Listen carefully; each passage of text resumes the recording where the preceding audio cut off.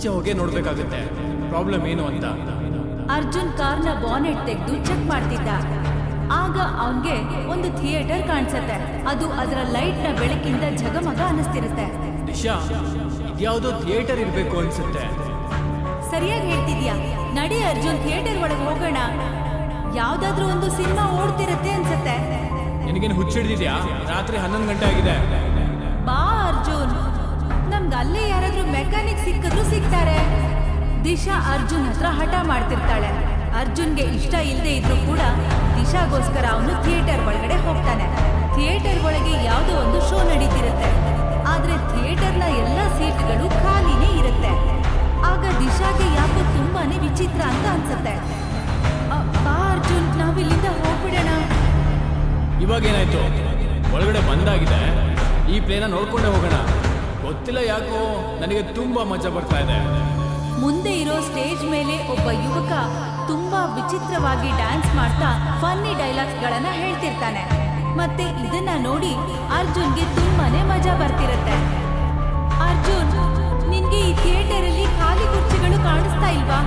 ಈ ಥಿಯೇಟರ್ ಅಲ್ಲಿ ಆ ಆಕ್ಟರ್ ನ ಬಿಟ್ಟು ಬೇರೆ ಇನ್ಯಾರು ಕಾಣಿಸ್ತಾನೆ ಇಲ್ಲ. ಅಲ್ಲ ಕಣೆ, ಬಹುಶಃ ಈ ಪ್ಲೇ ನಾಳೆ ಇದೆ ಅನ್ಸುತ್ತೆ. ಮತ್ತೆ ಈ ಕಲಾವಿದ ಇವತ್ತು ಪ್ರಾಕ್ಟೀಸ್ ಮಾಡ್ತಾ ಇದ್ದಾನೆ ಅನ್ಸುತ್ತೆ. ಅರ್ಜುನ್ ಈ ಮಾತನ್ನ ಹೇಳ್ತಿದ್ದ ಹಾಗೆ ಆಗ್ಲೇ ಆ ಆಕ್ಟರ್ ನಗೋದನ್ನ ನಿಲ್ಲಿಸ್ಬಿಡ್ತಾನೆ. ಮತ್ತೆ ಅವನು ಅವರಿಬ್ಬರ ಕಡೆ ಒಂದು ಪ್ರಾಣಿ ತರ ಗುರಾಯಿಸಕ್ ಶುರು ಮಾಡ್ತಾನೆ. ಅವನ ಈ ನಡವಳಿಕೆಯಿಂದ ಅರ್ಜುನ್ಗೆ ತುಂಬಾನೇ ಗಾಬರಿ ಆಗತ್ತೆ. ಅರ್ಜುನ್, ನನ್ಗೆ ತುಂಬಾನೇ ಭಯ ಆಗ್ತಾ ಇದೆ, ನಡಿ ಇಲ್ಲಿಂದ. ಆಗ ಅಲ್ಲಿ ನೃತ್ಯ ಮಾಡ್ತಿದ್ದ ವ್ಯಕ್ತಿ ತುಂಬಾ ಬೇಗದಿಂದ ಅವರಿಬ್ಬರ ಹತ್ರಕ್ಕೆ ಓಡೋಡಿ ಬರ್ತಾನೆ. ಅವನ ಸುಟ್ಟಿರುವಂತ ಕಪ್ಪು ಭಯಂಕರವಾದ ಮುಖನ ನೋಡಿ ದಿಶಾ ಮತ್ತೆ ಅರ್ಜುನ್ನ ಬಾಯಿಂದ ಒಂದು ಜೋರಾದ ಕೂಗು ಆಚೆ ಬರುತ್ತೆ.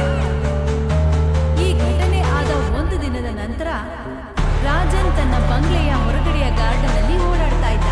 ಆಗ ಅವನ ಕೆಲಸಗಾರ ಬಲ್ಲಿ ಅಲ್ಲಿಗೆ ಬರ್ತಾನೆ. ನೀನ್ ಬಂದಿದ್ದು ಒಳ್ಳೇದಾಯ್ತು ಬಲ್ಲಿ. ನಾನು ನಿನಗೆ ಫೋನ್ ಮಾಡೋಣ ಅಂತಿದ್ದೆ. ನೀನ್ ಥಿಯೇಟರ್ನ ಕ್ಲೀನ್ ಮಾಡಿದ್ಯಾ? ಬಲ್ಲಿ ಆ ಕಡೆ ಈ ಕಡೆ ನೋಡ್ತಾ ನಿಧಾನವಾಗಿ ಹೇಳ್ತಾನೆ, ಥಿಯೇಟರ್ ಇನ್ನೂ ಕ್ಲೀನ್ ಮಾಡಿದೆ ಮಾಲೀಕ್ರೆ. ಆದ್ರೆ ಪ್ರತಿ ಸಲದ ಹಾಗೆ ಥಿಯೇಟರ್ ಅಲ್ಲಿ. ಈ ಮಾತನ್ನ ಹೇಳಿ ಬಲ್ಲಿ ಸುಮ್ಮನಾಗ್ಬಿಡ್ತಾನೆ. ಮುಂದೆ ಹೇಳು ಬಲ್ಲಿ, ಏನಾಯ್ತು? ಹೇಳ್ತಾ ಯಾಕೆ ನಿಲ್ಲಿಸ್ಬಿಟ್ಟೆ? ಮಾಲೀಕ್ರೆ, ಇವತ್ತು ನಾನು ಬೆಳಿಗ್ಗೆ ಕ್ಲೀನಿಂಗ್ ಮಾಡಕ್ಕೆ ಅಂತ ಹೋದಾಗ ಆ ಜಾಗದಲ್ಲಿ ಒಂದು ಹುಡುಗ ಮತ್ತೆ ಒಂದು ಹುಡುಗಿ ಹೆಣ ಸಿಕ್ತು. ಮತ್ತೆ ಅವ್ರ ಮುಖದ ಮಾಂಸ ಸುಟ್ಟು ಹೋಗಿತ್ತು. ಬಲ್ಲಿಯ ಮಾತುಗಳನ್ನ ಕೇಳಿ ರಾಜನ್ ಮುಖದ ಮೇಲೆ ಭಯದ ನೆರಳು ಕಾಣಿಸ್ತಾ ಇತ್ತು. ನೀನ್ ಅವ್ರ ಹೆಣಗಳನ್ನ ಊತಾಗ್ದೆ ತಾನೆ? ಓ, ಥಿಯೇಟರ್ ಪಕ್ಕದಲ್ಲಿ ನಮ್ದು ಖಾಲಿ ಜಮೀನ್ ಇದೆಯಲ್ಲ, ಅಲ್ಲೇ ಪ್ರತಿ ಸಲದ ಹಾಗೆ ನಾನು ಈ ಸಲ ಕೂಡ ಅದನ್ನೇ ಮಾಡಿದೆ. ಆ 2 ಹೆಣಗಳನ್ನ ಅಲ್ಲೇ ಹೂತ ಹಾಕ್ಬಿಟ್ಟೆ. ಯಾರಿಗೂ ಕೂಡ ಈ ವಿಷಯ ತಿಳಿದಿರೋ ಹಾಗೆ ನೋಡ್ಕೊಂಡಿರು. ಈ ಮಾತನ್ನ ಹೇಳಿ ರಾಜನ್ ಮನೆ ಒಳಗಡೆಗೆ ಹೋಗ್ತಾನೆ. ಮನೆ ಒಳಗೆ ಕಾಲಿಡ್ತಿದ್ದಾಗೆ ರಾಜನ್ನ ಹೆಂಡತಿ ಅವನಿಗೆ ಹೇಳ್ತಾಳೆ, ಅಲ್ಲ, ಇನ್ನು ಎಷ್ಟು ದಿನ ಇದು ನಡೆಯುತ್ತೆ? ಇನ್ನು ಎಷ್ಟು ದಿನ ನೀವು ಈ ನಿಸ್ಸಹಾಯಕರನ್ನ ಕೊಲೆ ಮಾಡ್ತಿರ್ತೀರಾ? ನಂದಿನಿ, ನೀನ್ ಹೇಗ್ ಮಾತಾಡ್ತಿದ್ಯಾ ಅಂದ್ರೆ ನಾನೇನೋ ಅವ್ರನ್ನೆಲ್ಲ ಕೊಲೆ ಮಾಡಿರೋ ಹಾಗೆ. ಅಲ್ಲ, ನೀವು ಆ ಅಪಶಕನದ ಥಿಯೇಟರ್ನ ಯಾಕೆ ಮಾರೋದಿಲ್ಲ? ಈಗ ನಾನು ಮಾರ್ಬೇಕು ಅಂದ್ರೂ ಮಾರಕ್ಕಾಗಲ್ಲ ನಂದಿನಿ. ಆದ್ರೆ ಯಾಕೆ? ಯಾಕಂದ್ರೆ ನಾನು ಆ ಥಿಯೇಟರ್ ಖರೀದಿ ಮಾಡಿದಾಗಿಂದ ಎಷ್ಟು ಜನ ಆ ಥಿಯೇಟರ್ ಅಲ್ಲಿ ಸತ್ತು ಮಣ್ಣು ಸೇರಿದರು ಅಂತ ಪೊಲೀಸರ ಭಯದಿಂದ ನಾನು ಆ ಶವಗಳನ್ನ ನಮ್ಮ ಥಿಯೇಟರ್ ಪಕ್ಕದಲ್ಲಿರೋ ಜಮೀನಿನಲ್ಲೇ ಊತಾಕ್ಸಿದ್ದೀನಿ. ಒಂದ್ ವೇಳೆ ನಾನು ಥಿಯೇಟರ್ ಯಾರಿಗಾದ್ರೂ ಮಾರಿದ್ರೆ ನಾನು ಸಿಕ್ಕಾಕೊಂಡ್ಬಿಡ್ತೀನಿ. ಅವರೆಲ್ಲರೂ ಸಾವಿಗೂ ನಾನೇ ಕಾರಣ ಅಂತ ನನ್ನ ಒಳಗಡೆ ಹಾಕ್ಬಿಡ್ತಾರೆ. ನಾವು ಸುಮ್ಮನೆ ಇದ್ರೇನೆ ನಮ್ಗೆ ಒಳ್ಳೇದು ಅನ್ಸುತ್ತೆ. ನಾವು ಈ ಮಾತುಗಳನ್ನ ಇಲ್ಲಿಗೆ ನಿಲ್ಸೋಣ. ರಾಜನ್ ಹೊರಗಡೆ ಹೋಗುವಂತ ತಯಾರಿ ನಡೆಸಿದ್ದ. ಅಷ್ಟರಲ್ಲಿಯೇ ಅವನ ಮನೆಗೆ ಇನ್ಸ್ಪೆಕ್ಟರ್ ಅಭಿಮನ್ಯು ಅಲ್ಲಿಗೆ ಬರ್ತಾರೆ. ನೀವು ಯೋಚಿಸ್ತಾ ಇರ್ಬೋದು ನಾನು ನಿಮ್ ಬಂಗ್ಲೆಯಲ್ಲಿ ಏನ್ ಮಾಡ್ತಾ ಇದ್ದೀನಿ ಅಂತ. ಖಂಡಿತ ನೀವು ಸರಿಯಾಗಿ ಹೇಳಿದ್ರಿ. ನಾನು ಈ ಇಲಾಖೆಯ ಹೊಸ ಇನ್ಸ್ಪೆಕ್ಟರು. ಹೇಳಿ, ನಾನು ನಿಮ್ಗೆ ಏನ್ ಸಹಾಯ ಮಾಡ್ಬೋದು? ಅದೇನಂದ್ರೆ ಅರ್ಜುನ್ ಅನ್ನೋ ಒಬ್ಬ ವ್ಯಕ್ತಿ ತನ್ನ ಹೆಂಡತಿ ದಿಶಾ ಜೊತೆಗೆ ಯಾವುದೋ ಒಂದು ಥಿಯೇಟರ್ಗೆ ಪ್ಲೇ ನೋಡೋಕೆ ಅಂತ ಹೋಗಿದ್ದಾರೆ. ಆದ್ರೆ ಇಬ್ರು ಮನೆಗೆ ವಾಪಸ್ ಹೋಗ್ಬೇಕಾದ್ರೆ ಇದಕ್ಕಿದ್ದಾಗೆ ಕಾಣೆಯಾಗಿದ್ದಾರೆ. ಅದಕ್ಕೆ ನಾನೇನ್ ಮಾಡಕ್ಕಾಗುತ್ತೆ? ಅವರಿಬ್ರು ಮೊಬೈಲ್ನ ಕೊನೆಯ ಲೊಕೇಶನ್ ನಿಮ್ಮ ಥಿಯೇಟರ್ನ ಅಕ್ಕಪಕ್ಕದಲ್ಲಿ ಲೊಕೇಟ್ ಆಗ್ತಾ ಇದೆ. ಮತ್ತೆ ನನಗೆ ಈ ವಿಷಯ ಕೂಡ ಗೊತ್ತಾಗಿದೆ, ತುಂಬಾ ಜನ ನಿಮ್ಮ ಥಿಯೇಟರ್ನ ಅಕ್ಕಪಕ್ಕದಿಂದ ಕಾಣೆಯಾಗಿದ್ದಾರೆ ಅಂತ. ಅವರು ಇವತ್ತಿನವರೆಗೂ ಸಿಕ್ಕೇ ಇಲ್ಲ. ಮತ್ತೆ ನೀವು ಇದ್ದ ಅನ್ಕೋತಾ ಇಲ್ಲ ತಾನೇ ಅವರೆಲ್ಲ ಕಾಣೆಯಾಗಿರೋದ್ರ ಹಿಂದೆ ನನ್ನ ಕೈವಾಡ ಇದೆ ಅಂತ? ನಾನು ಖಂಡಿತವಾಗ್ಲೂ ಹಾಗೆ ಯೋಚನೆ ಮಾಡ್ತಾ ಇಲ್ಲ. ನಾನು ಕೇವಲ ನಿಮ್ಗೆ ಏನ್ ಹೇಳೋದಕ್ಕೆ ಬಂದೆ ಅಂದ್ರೆ, ಆ ಎಲ್ಲ ಕಾಣೆಯಾದವರ ಕೇಸ್ನ ಫೈಲ್ಗಳು ಈಗ ನಾನು ತಗೊಂಡಿದ್ದೀನಿ. ಅದಕ್ಕೆ ನಿಮ್ಮನ್ನ ಭೇಟಿ ಆಗೋದಕ್ಕೆ ಅಂತ ನಾನು ಆಗಾಗ ಬರ್ತಾನೆ ಇರ್ತೀನಿ. ಈ ಮಾತನ್ನ ಹೇಳಿ ಇನ್ಸ್ಪೆಕ್ಟರ್ ಅಭಿಮನ್ಯು ಅಲ್ಲಿಂದ ಹೊರಟ್ಬಿಡ್ತಾನೆ. ಈಗಾಗ್ಲೇ ರಾಜನ್ ಮೂರು ತುಂಬಾ ಕೆಟ್ಟೋಗಿರುತ್ತೆ. ಇವನನ್ನ ಇವನು ಏನ್ ಅನ್ಕೊಂಡಿದ್ದಾನೆ? ಇವನ್ ಮೇಲಂತೂ ನಾನು SP ಹತ್ರ ಮಾತಾಡ್ತೀನಿ. ಈ ಮಾತನ್ನ ಹೇಳಿ ರಾಜನ್ ತುಂಬಾ ಕೋಪದಿಂದ ಮನೆಯಿಂದ ಆಚೆ ಹೋಗ್ತಾನೆ. ಅವನು ಇನ್ನೇನು ತನ್ನ ಕಾರಲ್ಲಿ ಕೂತ್ಕೋಬೇಕು. ಅಷ್ಟರಲ್ಲಿ ಅಲ್ಲಿಗೆ ಇನ್ನೊಂದು ಕಾರ್ ಬರುತ್ತೆ. ಆ ಕಾರಿನ ಒಳಗಿಂದ ಒಬ್ಬ ಸುಂದರವಾದ ಯುವಕ ಆಚೆ ಬರ್ತಾನೆ. ಅಯ್ಯೋ ಕಂದ ಸಮೀರ್, ನೀನು ಅಮೆರಿಕಾದಿಂದ ಯಾವಾಗ ಬಂದೆ? ಸರ್ಪ್ರೈಸ್ ಅಪ್ಪ, ಸರ್ಪ್ರೈಸ್. ನನಗೆ ಗೊತ್ತಿತ್ತು ನೀವು ನನ್ನ ನೋಡಿ ಆಶ್ಚರ್ಯ ಪಡ್ತೀರಾ ಅಂತ. ಅದಕ್ಕೆ ನಾನು ನಿಮ್ಗೆ ಸರ್ಪ್ರೈಸ್ ಕೊಡ್ಬೇಕು ಅಂತಿದ್ದೆ. ಆಗ ಸಮೀರ್ನ ಕಾರಿಂದ ಇನ್ನೂ ಇಬ್ರು ಆಚೆ ಬಂದು ರಾಜನ್ ಮುಂದೆ ಬಂದು ನಿಲ್ತಾರೆ. ಡ್ಯಾಡಿ, ಇವಳು ನನ್ನ ಫ್ರೆಂಡ್ ಪೂಜಾ ಅಂತ, ಮತ್ತೆ ಇವ್ನು ನನ್ನ ಫ್ರೆಂಡು ರಾಹುಲ್ ಅಂತ. ಏನಾಯ್ತು ಡ್ಯಾಡಿ, ನೀವು ನನ್ನ ನೋಡಿ ಯಾಕೆ ಖುಷಿ ಆಗ್ತಾ ಇಲ್ಲ? ಹಾಗೆಲ್ಲ ಏನಿಲ್ಲಪ್ಪ, ನಿನ್ನ ಇದ್ದಕ್ಕಿದ್ದಾಗೆ ನೋಡಿ ಆಶ್ಚರ್ಯ ಆಯ್ತು ಅಷ್ಟೇ. ಬನ್ನಿ ಮನೆ ಒಳಗೆ ಹೋಗೋಣ. ರಾಜನ್ ಆ 3 ಜನರನ್ನ ಮನೆ ಒಳಗಡೆ ಕರ್ಕೊಂಡ್ ಬರ್ತಾನೆ. ಮಗನ್ನ ನೋಡಿ ನಂದಿನಿ ಕೂಡ ತುಂಬಾ ಸಂತೋಷ ಪಡ್ತಾಳೆ. ಈ ಸಾರಿ ನೀನು ಅಮೆರಿಕಾಯಿಂದ ಎಷ್ಟು ದಿನಕ್ಕೋಸ್ಕರ ಬಂದಿದೀಯಾ? ಈ ಸಾರಿ ನಿನ್ನ ಬೇಗ ಹೋಗೋದಕ್ಕೆ ಬಿಡಲ್ಲ ನಾನು. ಚಿಂತೆ ಮಾಡ್ಬಿಡಿ ಮಮ್ಮಿ, ಈ ಸಲ ನಾನು ಎಲ್ಲೂ ಕೂಡ ಹೋಗಲ್ಲ. ಗೊತ್ತಾ ನಿಮ್ಗೆ, ನಾನು ಮತ್ತೆ ನನ್ನ ಫ್ರೆಂಡ್ಸು 3 ಜನ ಸೇರಿಕೊಂಡು ನಮ್ಮ ಥಿಯೇಟರಲ್ಲಿ ಇಂಡಿಯಾದಲ್ಲೇ ದೊಡ್ಡ ಪ್ಲೇನ ನಡೆಸ್ತಾ ಇದ್ದೀವಿ. ನಾಳೆ ಸಂಜೆ ಹಾಗೆ ಅಮೆರಿಕದಿಂದ ಸ್ವಲ್ಪ ಆಕ್ಟರ್ಸ್ ಕೂಡ ಬರ್ತಾರೆ. ಆ ಶೋನಲ್ಲಿ ಭಾಗವಹಿಸೋದಕ್ಕೆ ನಾನು ಮುಂಬೈಯಿಂದ ದೊಡ್ಡ ದೊಡ್ಡ ವ್ಯಕ್ತಿಗಳನ್ನ ಕೂಡ ಇನ್ವೈಟ್ ಮಾಡಿದ್ದೀನಿ. ಸಮೀರ್ನ ಮಾತುಗಳನ್ನ ಕೇಳಿ ರಾಜನ್ ವಿಭ್ರಾಂತನಾಗ್ತಾನೆ. ಅವನ ಮುಖದ ಮೇಲೆ ಭಯ ಆವರಿಸ್ಕೊಂಡ್ಬಿಡತ್ತೆ. ನೀನು ನಮ್ಮ ಥಿಯೇಟರ್ ಬಗ್ಗೆ ಮಾತಾಡ್ತಾ ಇದೀಯಾ? ಹಾ, ಅದ್ರ ಬಗ್ಗೆನೇ ಮಾತಾಡ್ತಾ ಇದ್ದೀನಿ. ಅಲ್ಲ, ನಮ್ಮ ಹತ್ರ ಅಷ್ಟು ದೊಡ್ಡ ಥಿಯೇಟರ್ ಇದ್ದ ಮೇಲೆ ನಾನು ಯಾಕೆ ಬೇರೆ ಥಿಯೇಟರ್ನ ಬುಕ್ ಮಾಡಲಿ? ಅದು ಅಲ್ಲದೆ ನೀವು ಆ ಥಿಯೇಟರ್ನ ಖರೀದಿ ಮಾಡಿದಾಗಿಂದ ಅದು ಕ್ಲೋಸ್ ಆಗಿದೆ. ಆದ್ರೆ ನೀವು ಚಿಂತೆ ಮಾಡಬೇಡಿ, ನಾನೀಗ ಆ ಥಿಯೇಟರ್ನ ಮತ್ತೆ ಓಪನ್ ಮಾಡ್ತೀನಿ.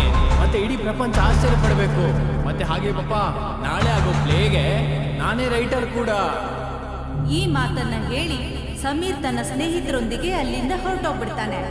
ರಾಜನ್ ಹೆದರ್ಕೊಂಡ ರೀತಿಯಲ್ಲಿ ಅವನ ಹೆಂಡತಿಗೆ ಹೇಳ್ತಾನೆ, ಈಗ ಏನಾಗುತ್ತೆ ನಂದಿನಿ, ನನಗೆ ಯಾವ ವಿಷಯದ ಬಗ್ಗೆ ಭಯ ಇತ್ತೋ ಅದೇ ಆಗೋಯ್ತು.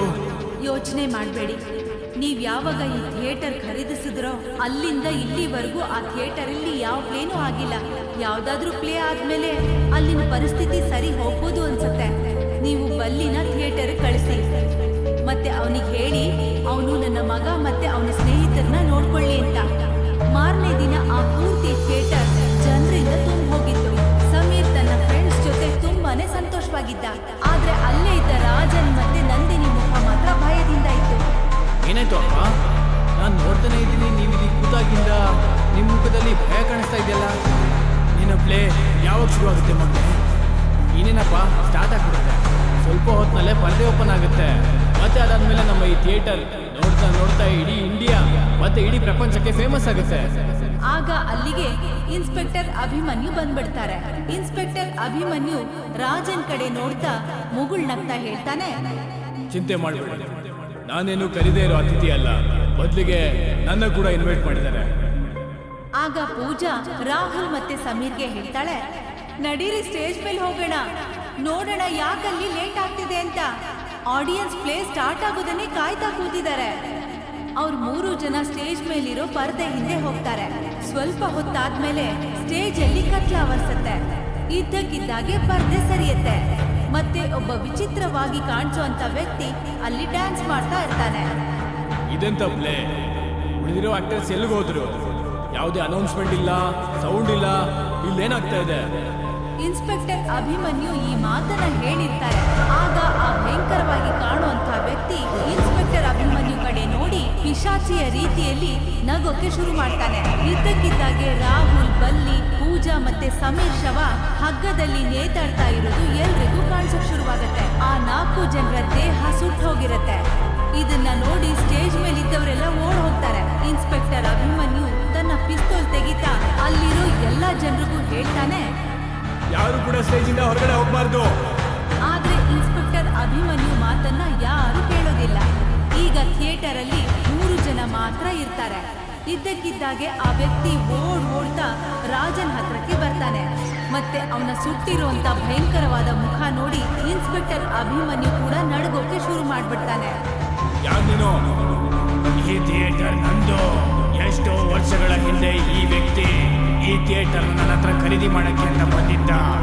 ಆದ್ರೆ ನಾನು ಈ ಥಿಯೇಟರ್ನ ನನ್ನ ಜೀವಕ್ಕಿಂತ ಹೆಚ್ಚಾಗಿ ಪ್ರೀತಿಸ್ತಾ ಇದ್ದೆ. ನಾನಿದ್ನ ಮಾರೋದಕ್ಕೆ ಆಗಲ್ಲ ಅಂತ ಹೇಳ್ದೆ. ಒಂದು ರಾತ್ರಿ ಈ ವ್ಯಕ್ತಿ ತುಂಬಾ ಕುಟ್ಕೊಂಡು ನಶೆಯಲ್ಲಿ ನನ್ನ ಹತ್ರಕ್ಕೆ ಬಂದ. ಮತ್ತೆ ಬಲವಂತವಾಗಿ ನನ್ನ ಹತ್ರ ಹೆಬ್ಬಿಟ್ಟು ಒತ್ತಿಸ್ಕೊಂಡು ನನ್ನ ಥಿಯೇಟರ್ನ ಅವನ ಹೆಸರಿಗೆ ಮಾಡಿಸ್ಕೊಂಡ್ಬಿಟ್ಟ. ಮತ್ತೆ ನನ್ನ ಜೀವಂತವಾಗಿ ಸುಟ್ಟಾಕ್ತ. ಅವತ್ತಿನ ನಾನು ಇವನಿಗೋಸ್ಕರ ಕಾಯ್ತಾನೇ ಇದ್ದೀನಿ. ಮತ್ತೆ ಇವತ್ತಿವನು ಇಲ್ಲಿ ಬಂದ್ಬಿಟ್ಟ. ಹಾಗಿದ್ರೆ ಇಲ್ಲಿಂದ ಎಷ್ಟು ಜನ ಕಾಣೆಯಾಗಿದ್ದಾರೋ ಅವ್ರನ್ನೆಲ್ಲ ನೀನೇ ಕೊಲೆ ಮಾಡಿದ್ಯಾ? ಹೌದು, ನನ್ನ ಥಿಯೇಟರ್ಗೆ ಯಾವುದೇ ವ್ಯಕ್ತಿ ಬಂದರೂ ಕೂಡ ನಾನು ಅವ್ರನ್ನ ಜೀವಂತವಾಗಿ ಬಿಡೋದಿಲ್ಲ. ಇದ್ದಕ್ಕಿದ್ದಾಗೆ ರಾಜನ್ ಮತ್ತೆ ನಂದಿನಿಯ ದೇಹಕ್ಕೆ ಬೆಂಕಿ ಹತ್ಕೊಡುತ್ತೆ. ಮತ್ತೆ ಅವರಿಬ್ರು ಸುಟ್ಟು ಭಸ್ಮ ಆಗೋಗ್ತಾರೆ. ಆ ಭಯಂಕರ ವ್ಯಕ್ತಿ ಇನ್ಸ್ಪೆಕ್ಟರ್ ಅಭಿಮನ್ಯು ಕಡೆ ನೋಡಿ ಹೇಳ್ತಾನೆ, ಹೋಗು ಇಲ್ಲಿಂದ, ಮತ್ತೆ ಯಾವುದು ಕೂಡ ಇಲ್ಲಿ ಬರಕ್ ಹೋಗ್ಬೇಡ. ಇನ್ಸ್ಪೆಕ್ಟರ್ ಅಭಿಮನ್ಯು ಹೆದರ್ಕೊಂಡು ಅಲ್ಲಿಂದ